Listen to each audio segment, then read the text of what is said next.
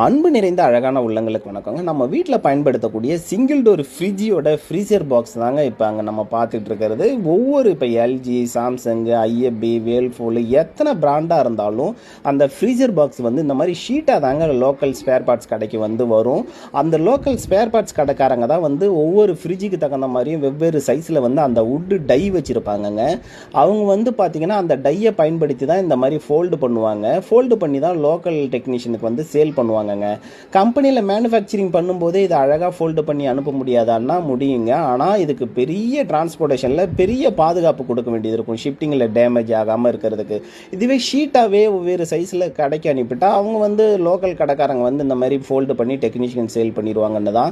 இது ஷிஃப்டிங்காக வேண்டி தான் அந்த மாதிரி ஷீட்டாக அனுப்பிடுவாங்கங்க. இப்போ நம்ம ஆஸ் பர் டெக்னீஷியனாக நம்ம வந்து கடைக்கு போகும்போது இந்த ஃப்ரீசர் பாக்ஸ் அவங்க ஃபோல்டு பண்ணும்போது அந்த அலுமினியம் டியூப்ஸ்லாம் டேமேஜ் ஆகாமல் இருக்கான்றதை தான் நம்ம பார்த்து வாங்க வேண்டியிருக்கும்.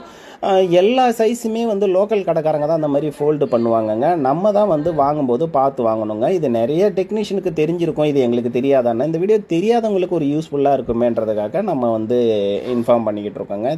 தெரியாதவங்க தெரிஞ்சுக்கலாங்க. நன்றி, வணக்கம்.